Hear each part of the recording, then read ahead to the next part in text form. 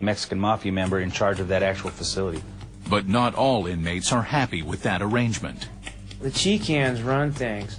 A Chican is a Chicano, which is a Mexican gang member. They were trying to beat us out of our issue, so we just decided to stomp, slash and beat and, change things. Daniel Frey has done more than his share of stomping and slashing for the Nazi lowriders, or NLR. While whites make up only 23% of Tehachapi's gang population, this white supremacist group is considered the fastest growing prison gang in California. The philosophy of the NLR is to preserve a heritage of white people and a future for our children, because there's so much mixture going on and so much domination that we're getting weeded out. Doing a year and a half on a theft charge, Frey has been to prison 14 times and is no stranger to gang warfare. But on this stretch, the racial tension seems to have reached fever pitch. You got a lot of madness out there. You got no control. You got all these little knuckleheads running around. They want to stick their chest up like they've done something. And it's just a walking wreck out there. And I feel for a lot of these young guys that's coming to these institutions, Mexicans, blacks, others, whoever, because they're going to lose because they come up in here and they run their mouth and they don't know what they're up against. While black inmates make up only 27% of the gang population, they are the Sureños' most feared rivals. Daryl Banks, a.k.a. Skillet, is a member of the notorious L.A. street gang, the Crips. I only been on the street 17. With every new prisoner at the California Correctional Institution, Tehachapi, the potential for deadly gang warfare only grows stronger. On the streets, you have conflict between gangs, but once they come into prison, they have to unite as a race, and by being united, they can control more activity. In Tehachapi, the largest gang by far would probably be the Sureños, and they are under the authority of the Mexican Mafia. But the Sureños are constantly under threat. In 2005, a race riot broke out here between 500 Southern Hispanic and black inmates, and it could happen again. But the racial tension is real strong in here due to the fact, it's like it's territory. Blacks try to be the dominant one, So when it's more others or Southsiders or whatever, they try to be more dominant. In early 2006, interracial gang violence at one Los Angeles jail spread like wildfire throughout the entire LA County jail system. Fearful that new inmates coming from these jails could ignite the already tense situation at Tehachapi, prison officials have taken dramatic action. Currently, we're on a modified lockdown. That's why you don't see anybody out here in the yard. The yard is basically all empty. Had it not been for the modified lockdown program going on right now, you would see up to 1,000 inmates out here in this yard. Instead, those men are confined indefinitely in their cells and dorms. Some gang members see it as a countdown to disaster.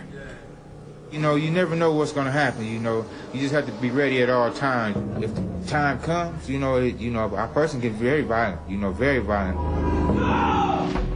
Today, the threat at Tehachapi ratchets even higher. The prison population is about to go up, and any of these new inmates could be the one who pushes Tehachapi over the edge. Well, right now we're headed over to the Level 3 facility here at Tehachapi. It's a reception facility.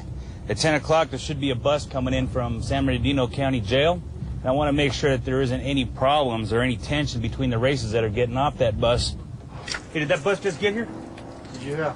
Just pulled up? Yep. Perfect timing, good.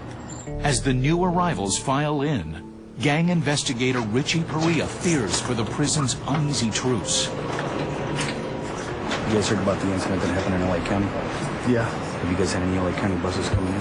No, since then? But it's carried over today. The San Bernardino sheriff told us that it has carried over. The blacks assaulted 2 Mexicans. At San Bernardino? Yeah, at San Bernardino and sliced them up. Listen up. An armed house unit. Told to get down in the prone position. That means on your chest and hands out where we can see them.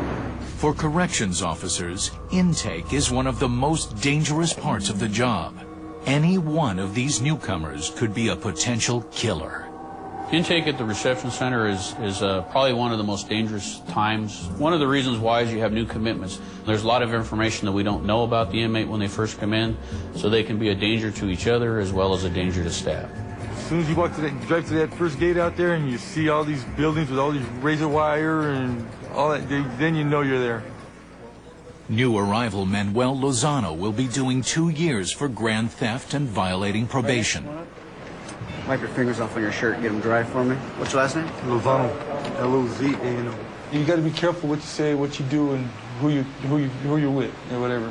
So, and watching your back at all times. To keep their deadly edge, gangs must constantly recruit more members. Lozano already knows he'll have to support the Sureños or pay with his life. If a fight broke out, you'd have to just go with your homies. Well, with the Southsiders, they call them Southsiders, the Mexican guys. You help them, regardless of, you know, what you think. You do it. If not, then they're going to beat on you.